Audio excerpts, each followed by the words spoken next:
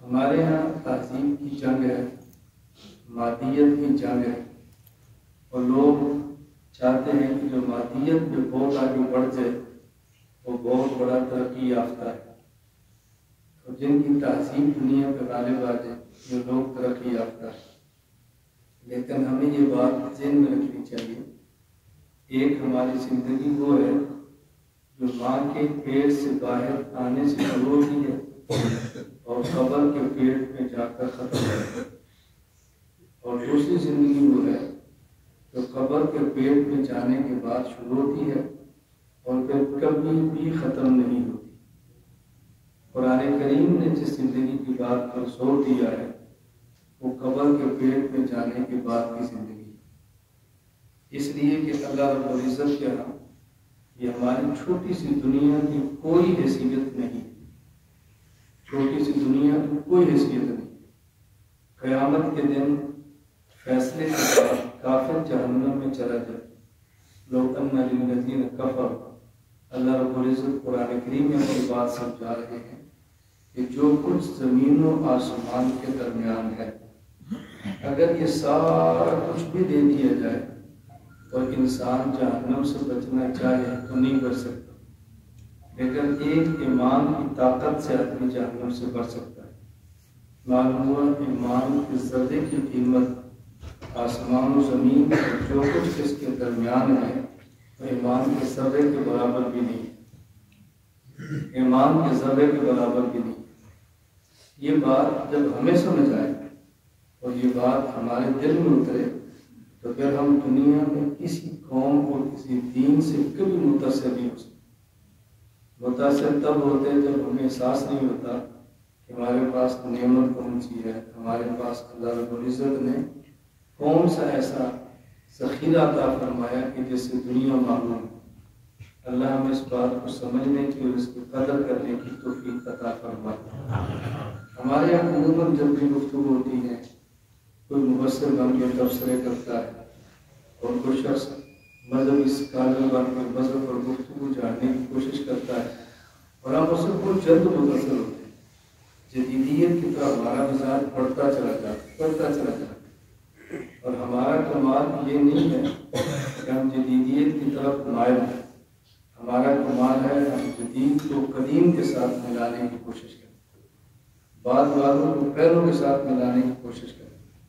آئندہ آنے والی نسلوں کو گزشتہ جو ہمارے اکابر دنیا سے گزر چکے ہیں کے ساتھ جوڑنے کی کوشش کریں، یہ ہماری کامیابی۔ قرآن کریم اللہ رب العزت ہمیں دیا ہے اور جن کو قرآن دیا ہے ان کو اس کا شکر ضرور کرنا چاہیے کہ اللہ نے کتنی بڑی نعمت ہمیں عطا فرمائی۔ جب انسان کسی نعمت کا شکر ادا کرتا ہے اللہ رب العزت اس نعمت میں اضافے فرما دیتے ہیں، اور جب نعمت کا شکر نہیں کرتا اللہ تعالیٰ اس نعمت کو بندوں سے واپس لے دیتے ہیں۔ اس وقت دنیا میں جتنے بھی محکمے، کسی بھی سرکاری اور غیر سرکاری محکمے جس میں لوگوں کے دل میں طلب ہوتی ہے کہ مجھے یہ عہدہ ملے یا منصب ملے، اس محکمے پر میری اچھی پوسٹ ہو، کسی سرکاری اور غیر سرکاری پوسٹ کے لیے قرآن کریم کی شرط نہیں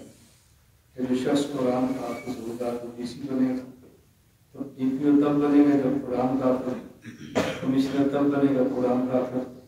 ایم پی ایم اے تب بنے گا جب قرآن کا حافظ، کہ کسی جگہ پہ شرط نہیں ہے۔ اور یہ اللہ کا تکوینی نظام ہے کہ اللہ رب العزت نے یہ شرط کہیں بھی لگوانے نہیں، یہ اللہ کا کتنا بڑا کرم ہے۔ اگر کسی سرکاری محکمے اور کسی منصب کے لیے قرآن کی شرط لگا دی جاتی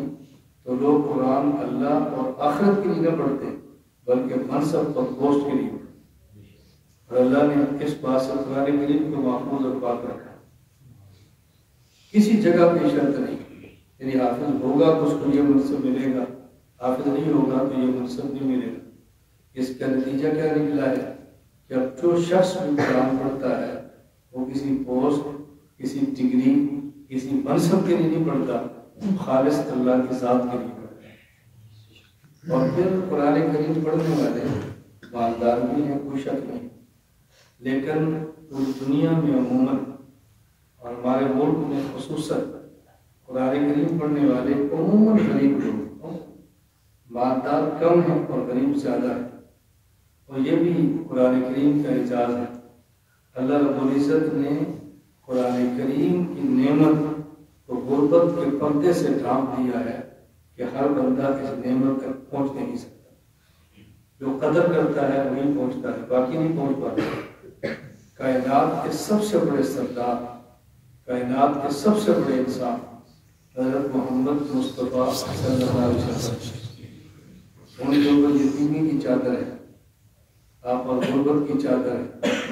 والدہ پر فقر کی چادر ہے، تو دنیا میں آئے تو مالدار دائی ان کو اٹھانے کے لیے تیار تھی۔ اگر یہ غربت کی چادر نہ ہوتی تو مالدار دائی آپ کے حضور پاک صلی اللہ علیہ وسلم کو لے جاتا۔ اللہ نے غریب دائی کو بھیجا ہے، اور حضور پاک صلی اللہ علیہ وسلم کتنی بڑی قیمتی چیز، اوپر غربت کے چادر میں مالدار دائیوں کے جانے سے اللہ کے نبی کو محفوظ رکھا، اور ان کے ہاں بھیجا ہے کہ جس نے ان کی قدر مال کی وجہ سے نہیں کی، اس کی قدر کمال کی وجہ سے کی، مال کی وجہ سے نہیں، کمال کی وجہ سے کی۔ اور اگر رسول اللہ صلی اللہ علیہ وسلم کو غربت کی چادر نہ ہوتی تو جو دائیاں حضور کو لینے کے لیے آتی وہ آپ کے کمال سے متاثر نہ ہوتی، آپ کے خاندانی مال سے متاثر ہوتی۔ اور اب بھی آپ یقین فرمائیں، بس یہ ہمارا ذہن بن جائے کہ مال سے متاثر ہونے کے بجائے کمال سے متاثر ہوں، تو بس پھر انسان کے جینے کے ڈھنگ بدل جاتے ہیں۔ اور سب سے بڑی میسری گفتگو لوگ ہم ادارے میں بیٹھے ہیں، طلبا ہیں، علماء ہیں، اور دیندار طبقہ اس گفتگو کو سنتا ہے، یہ ہر بندہ اپنا ذہن بنانے کی کوشش